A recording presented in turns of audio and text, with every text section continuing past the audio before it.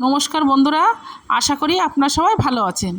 আজকে আমি আপনাদের বানিয়ে দেখাবো গন্ধরাজ কাতলা।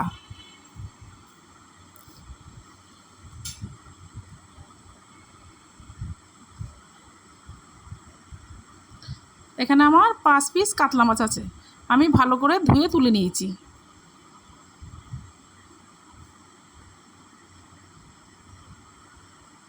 ওপর দিয়ে আমি গন্ধরাজ লেবুটা ঘষে দেবো।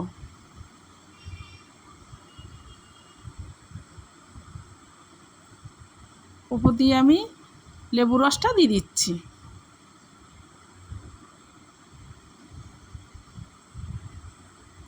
এখানে আমি পরিমাণ মতো লবণ দিয়ে দিচ্ছি। এবার আমি ভালো করে মাছটা মেখে নেব।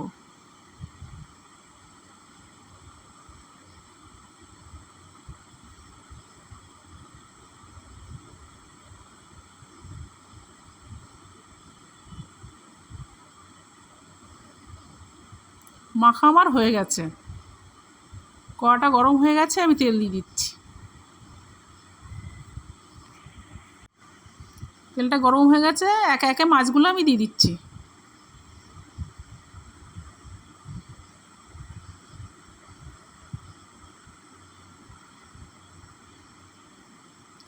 মাছগুলো আমার ভাজা হয়ে গেছে, আমি তুলে নিচ্ছি।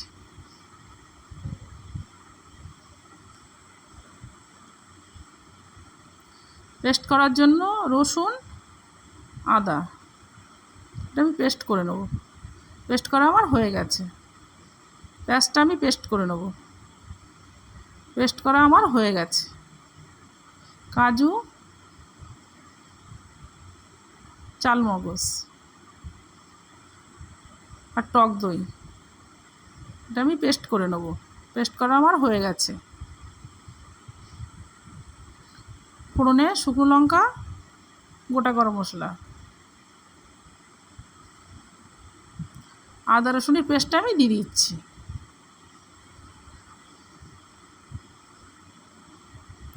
পেঁয়াজের পেস্টটা আমি দিয়ে দিচ্ছি।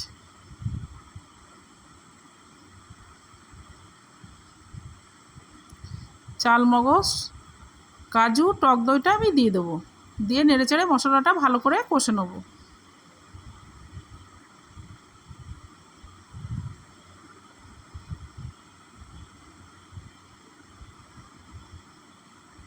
এখানে আমি কয়েকটা চেরা কাঁচা লঙ্কা দিয়ে দেবো। স্বাদ মতো লবণ, 1 চামচ জিরের গুঁড়ো, 1 চামচ চিনি দিয়ে মশলাটা আমি ভালো করে কষে নেব।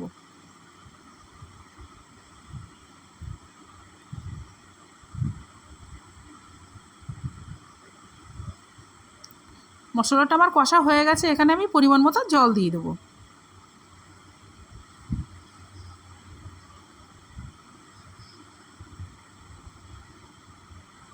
ঝোলটা ফুটছে, একে একে মাছগুলো আমি দিয়ে দেবো।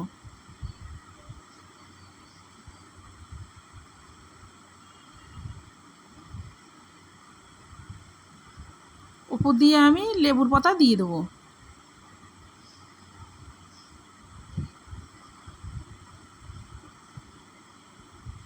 উপর দিয়ে আমি লেবুগুলো দিয়ে দেবো।